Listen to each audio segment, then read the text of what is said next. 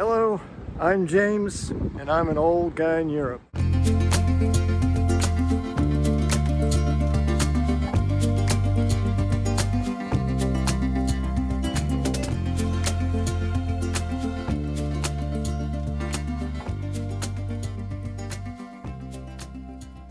Hello, and welcome to another episode of An Old Guy in Europe.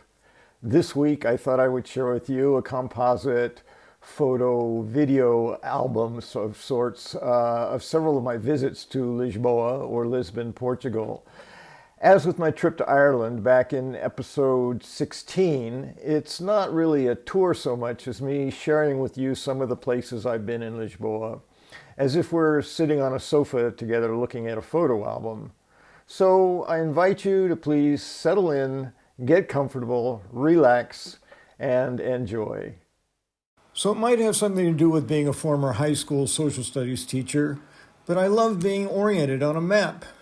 And please forgive me for starting with the very basics, as I am fairly certain some people watching this may not already know.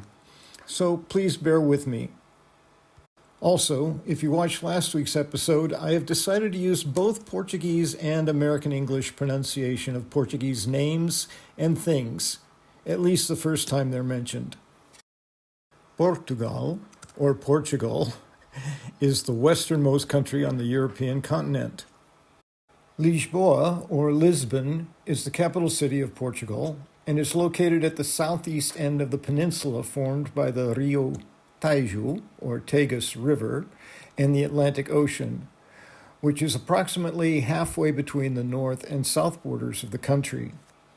The places in Lisboa I will be sharing with you today are all along the Rio Tejo, and I have organized my album from northeast to southwest Lisboa, starting with the Parque das Nações, Park of Nations, which is also known as the Alameda dos Oceanos, or Avenue of the Oceans, moving on to the internationally known Praça do Comêrcio, or Commerce Square, and ending in the Belém district of Lisboa.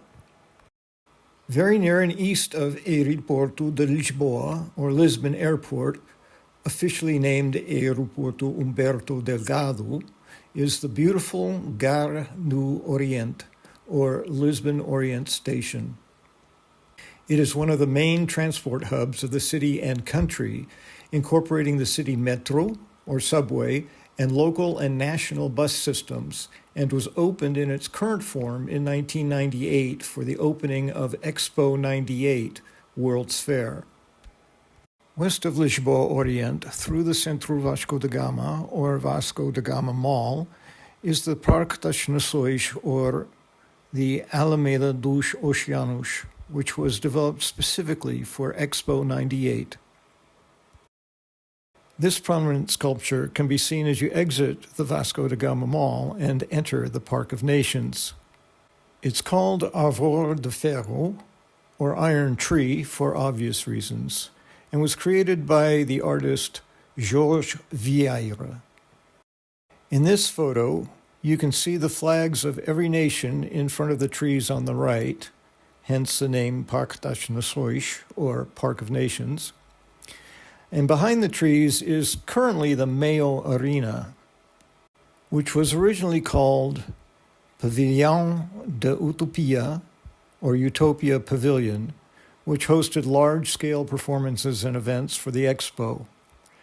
After Expo 98, it was renamed Pavilhão Atlântico, then with sponsorship became Mayo Arena and is now named Altice Arena.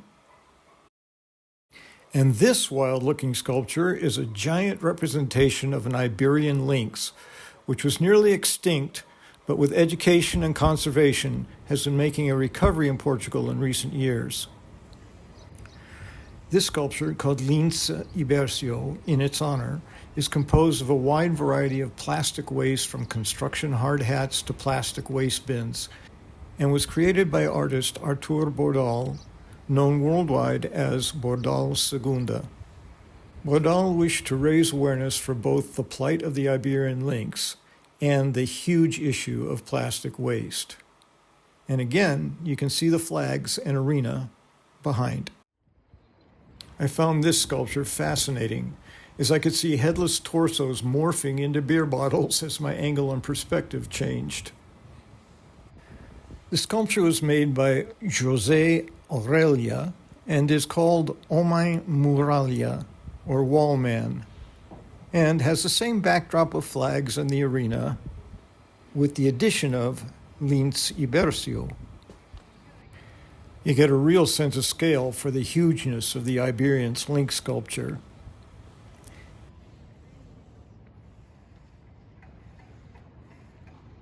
And if you look closely, you can see Connie walking around taking pictures and video in the background. At the easternmost end of the Parque das Nações is a beautiful tree-lined river's edge walk. And in the background, you can just make out the Ponte Vasco da Gama, or Vasco da Gama Bridge, to the north, which is the second longest bridge in Europe and was also completed in 1998. Moving on, to the south and west, we find Praça do Comêrcio, or Commerce Square. In this photo, Hank and I take an opportunity to grab a frosty Superbock beer before heading to the Praça. At the very end of the street, you can see the Arco da Rua Augusta, or Augusta Street Arch, which enters onto the world-renowned Praça do Comércio, one of the most photographed locations in Lisboa. Featured prominently in the center of the square is a statue of Rei Dom José o Primeiro, or King Dom José I, on his proud steed, which is symbolically crushing snakes on his path. King Dom José I is remembered as the king whose prime minister, the Marquis do Pombal, rebuilt Lisboa after the massive earthquake and fire of 1755, which demolished most of Lisboa at that time. The plaza faces the wide expanse of the Tajo River, where one can get a beautiful and expansive view east and west, up and down the river, and south across.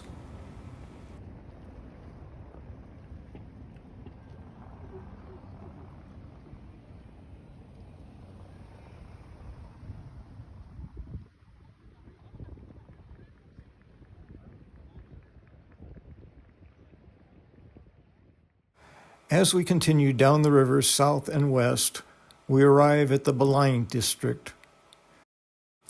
I came here with Louisa, who grew up here and wanted to show me around a bit. To better understand this place, let's take a brief historical journey. Before it gained its common name of Belém, it was a fishing port that became a crucial port for the ships of exploration during the Age of Discoveries in the 15th and 16th centuries. A son of King Afonso III and governor of the district, Infante Dom Henrique, or Henry the Navigator, in order to give religious and spiritual support to the people of the area, initiated construction near the fishing port of a small church dedicated to Saint Mary. This and the area around it were later rebuilt and expanded and became the Mosteiro dos Jerónimos, or Geronimo's Monastery, and the area was renamed Santa Maria de Belém, or Saint Mary of Bethlehem. This is the chapel of that church. Here in the distance, you can see the Padrão dos Descobrimentos, or Monument to the Discoveries, a tribute to Infante Dom Henrique and 33 other important Portuguese explorers of this age. The sculpture was inaugurated on August 9, 1960, and finished October 10, 1960, which marked the anniversary of the death of Henry the Navigator. Led by Infante Dom Henrique at the front, you can see depicted half of the 33 figures from the history of the Age of Discoveries. The other half are depicted on the other side of the monument. And this leads us full circle to the most important part of our historical journey. Belém is where the world-renowned pastéis de Belém, or pastries of Belém, were created before the 18th century by Catholic monks at the Jerónimos Monastery in the civil parish of St. Mary of Bethlehem in Lisbon. Since that time, many variations inspired by that original recipe, which remains a trade secret to this day, are now made and known collectively all throughout Portugal as pastéis de nata, pastries of cream.